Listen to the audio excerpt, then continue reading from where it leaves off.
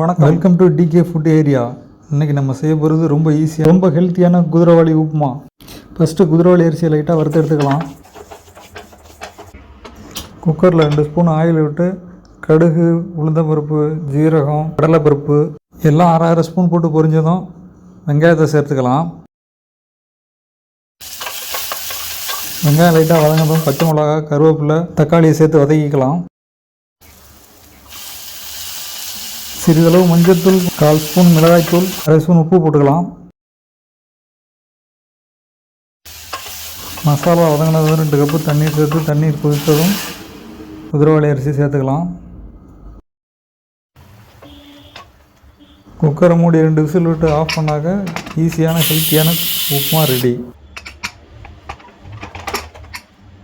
டேஸ்டியான ஹெல்த்தியான குதிரைவாளி உப்புமா சாப்பிடுங்க, லைஃப்பை என்ஜாய் பண்ணுங்கள். அப்படியே நம்ம சேனலை மறக்காமல் சப்ஸ்கிரைப் பண்ணுங்கள், ஷேர் பண்ணுங்கள்.